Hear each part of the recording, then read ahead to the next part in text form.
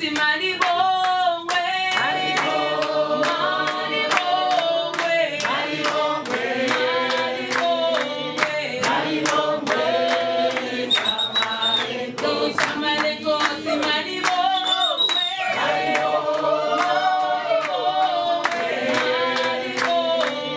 2014 Southern Africa Regional Social Accountability Learning Lab kicked off on the 16th of June 2014 in Blantyre, Malawi.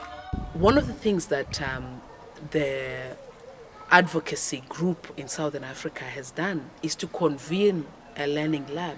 And the learning lab is intrinsically about experiencing the work in a way that fosters understanding of an approach. It's done at community level. It combines theory as well as observing the practical outworking of a process. So this was convened in Malawi. It brought together a number of CVA advocacy actors from across World Vision, governments from within the region, and partners. And really for this learning lab, there were three major objectives. The first one was to explore how in working with government officials, in working with traditional leaders, in working with media, the process of social accountability. For government officials, whether they are local or national, their role is to explain the standards and their commitment to provisions of service. And for community members is to engage with traditional leaders who are very influential in their context to get them on side so that they can support them in lobbying for the right level of service delivery. The media comes in as a possible amplifier of the issues that are coming out of engaging with citizens. One of the objectives was also to really demonstrate the value that CVA brings to our work, that it actually supports our work, which may be from a programming approach, but when you add onto programming the voices of communities, the dialogue, the engagement, you can see that you can make inroads in the policy arena.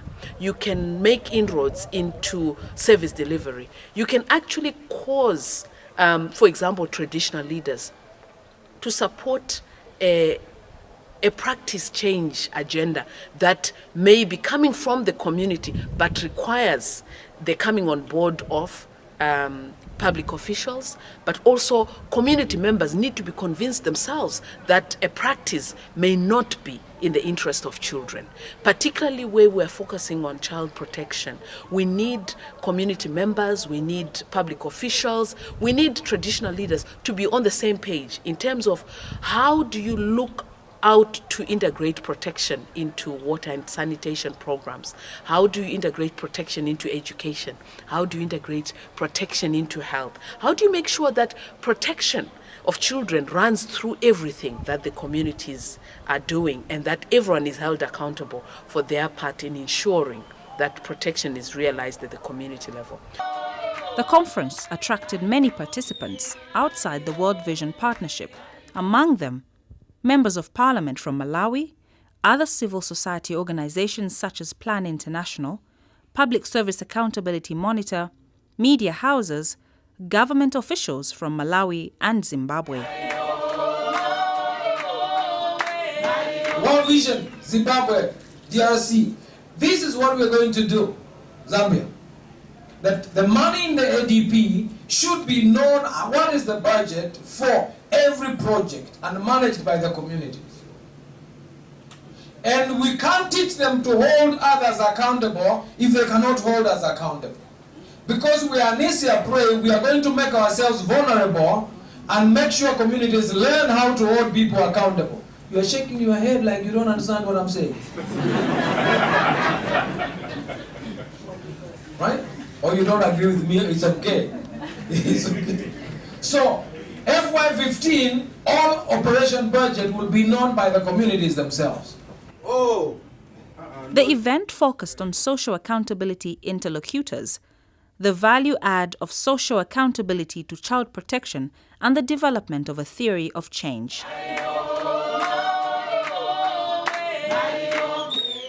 40 pupils and 1 teacher. What is the actual now on the ground? Do we have 1 to 40 or is 1 to 100? And if that is the case, can we account for the variance? So we have the monitoring standard. That's what you see there. Then the scorecard. What is unique about the scorecard? You may ask, but why do you have another session within the community scorecard? Among many distinguishing features between the scorecard and the monitoring standards is one, is that the scorecard gives the community the opportunity to dream for themselves what they think would constitute an ideal environment where they can obtain, for example, services, health services or education services. There's a 3-country project going on right now, funded by World Vision Australia, taking place in Ghana, Sierra Leone, and Senegal. We are in the early days. Each of the 9 ADPs, 4 in Senegal, 3 in Ghana, and 2 in Sierra Leone, are actually now in the phase 1 of the enabling and citizen engagement phase. What does this mean? This means that they have undertaken, they've created the CVA groups. This means that they have done the sensitization of going towards the key local stakeholders and getting them on board, having their buy-in, so that the future activities will be, this will facilitate the future activities of CVA.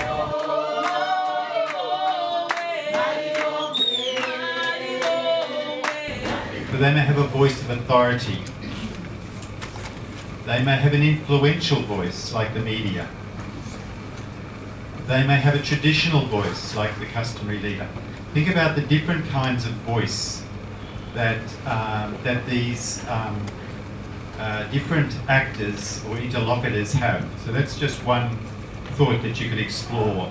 Because in these groups, in this 30 minutes, we're not coming up with answers. We're coming up with questions.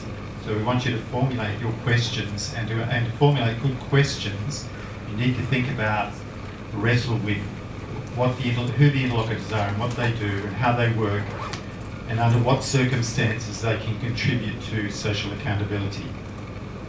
In order to understand how elected representatives, particularly the members of parliament, are engaging their electorate to improve basic services and to better invest devolved funds, 2 members of parliament from Malawi were invited to share their experiences. To the root, to the people on the ground, and taught them. In teaching them that they have a voice to speak. If people want a dam, for example, like in my area, they wanted a fish pond, to develop a fish pond for fish farming. Then the MP probably, as was alluded to, would say, okay, I'll give you the money. But really, you don't explain that the money is coming from Constituency Development Fund. So, because I want to look good for the next elections. Right? So, I thought that was something that we needed to open up to the people and let people make the decisions based on informed information and correct information. Governments are major enablers in the CVA approach. In order to learn and improve on civic engagements, select district government officials from Malawi were present to share their experiences with social accountability. We need that kind of understanding to say, if I explain to the community that I'm not able to do this now, are they going to understand me? Or they'll say, no, you have to do it. You as government, you have to do it, whatever is the case. You have to do it. You know, sometimes there are communities like that. And that's a big challenge. Thank you.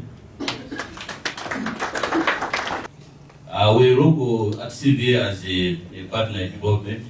As a health office, we are responsible for maintaining standards, and we do periodic monitoring of our health centers. But we cannot do that each and every day. Some of the issues we cannot actually know them. We rely on the CVA who actually points them out. The issue of the opening time being late, we couldn't know because we live at the health office, those things happen on the ground. Had it not been for the CVA letting us know of the issues, it could have gone unnoticed, and maybe we couldn't have acted as swiftly as we did. Another area which maybe I can add is to do with the issue of evaluation. There is an element of diagnostic evaluation in both cases, where we as service providers in health, in education, and other sectors are able to continuously evaluate the way they're doing the job, and the solutions are found along the way, equally on the part of the colleges. I think with their clear terms of reference, they're able to evaluate the way they're doing the work, and then sort out issues if actually they're there. So much so that at community level, what we have, like in the Kaya ADC, they have what we call the area development committee. This one is a committee which is purely responsible for overseeing development issues. Now, they do have what we call the village action plans, and at the lowest level, they have the village action plans. Now, these plans are not fixed. These plans are supposed to be reviewed periodically. Now, with CVA, these plans are also looked at, and it has given room to actually do some reviews so that they demand things that they really need at that time, which is not happening in the other areas. There's no room for that. So, all in general, the living standard of people in the Kaya area has generally improved because of the CVA and the way actually we work now. As media plays an important role in influencing policies, media houses from within Malawi were invited to share their experiences on how they are amplifying and accelerating the delivery of messages of ordinary citizens to power holders. With CVA, when did this start, and why did you really think it was necessary to be involved with CVA, and what were your thoughts when you were actually approached? How were you approached? Did you approach World Vision Malawi, or were you approached to say, we want you to cover this? Please take it up from here. In terms of CVA and these programs, like the stories I've covered so far, when I covered in Zomba and sent to my editors, they were given a big space. Why? It is because it spoke, or it reached to the point where we want to speak. So I can say that, like, whenever I read something concerning the rural masses, and especially here on the CVA, the editors had to accept it because it spoke about the rural Malawian, it spoke about the rural person, the voiceless person. Now, because he or she is able to express her views through the CVA program, now the editors had to accept that one. But our vision is to speak for the voiceless, and we are achieving that one by trying to write the paper in various languages so that every Malawian can get the right information at the right time. To have a broader understanding of how communities and their traditional leaders are using their policy knowledge to develop bylaws to protect their children from child labor, early marriages, and corporal punishment, participants had a field visit to Nkaya and Chingale area development programs where they interacted with community members. Kumbali ya mapunziro tinakhala pansi ndi mafumu aphunzitseni ake titaona mavuto aja kuyamba kukambirana zakusweka kwa zinthu zimene anapereka ina ripoti kuti pamangidwa zinthu zikapo mwachisanzo chimbuzi chikuoneka apa chamangidwa after CVA. Ndatengapo zambiri. I have learned a lot from this.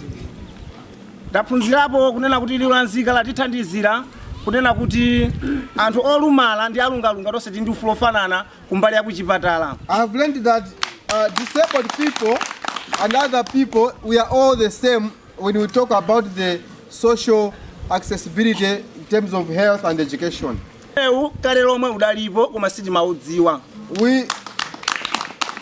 These rights, they were there before, but we didn't know them. Ufulu wakuti anthu olumala tikuyenera osakhala panzira kungokalandira mankhwala sitimadziwa. We did not know that we had the rights not to be on the queue when we want to get the medical support, but now we know it. Panopo timapita kuchipatala titaphunzitsidwa ndi lulanzika osakhala panzira kuma kungokalandira mankhwala. And now when we go to the hospital, we are now aware that we are not supposed to be on the queue. We just go straight and get the medication and we go back home.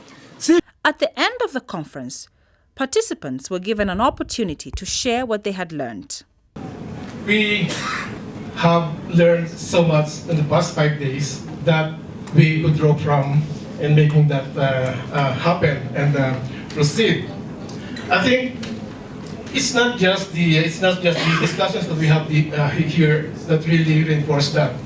The most impactful for me has been the visit to Ngaya ADP. For me, what struck me the most was the ownership by the community of the CVA process, the simplicity. The community members were presenting in their local language and from memory, so they really internalized CVA. But what really struck me the most was the inclusion of disability, which I am passionate about because as a country in Swaziland, we also have a disability project. So I'm always interested in that. I will add sustainable community participation and ownership. I'm saying this because I was very much impressed by the commitment of the CVA team in Ngaya in facilitating the implementation of all the CVA activities and the positive impact on the lives of children and the families that I've seen there when I was yesterday. Thank you. This meeting is about the rural child.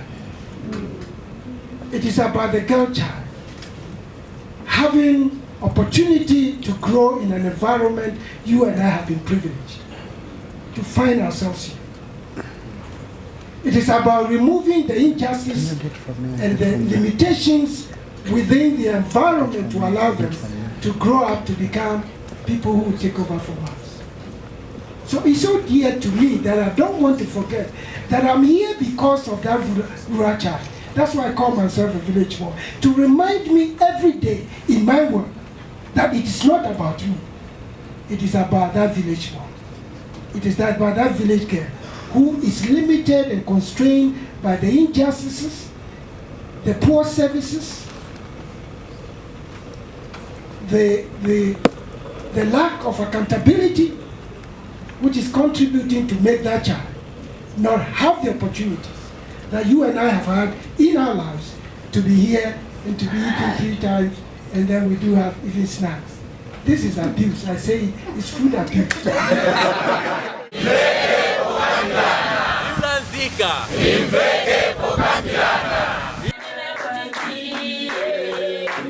It is only hoped that participants will now identify context-sensitive and innovative ways of applying social accountability skills and tools beyond traditional sectors of health and education to child protection.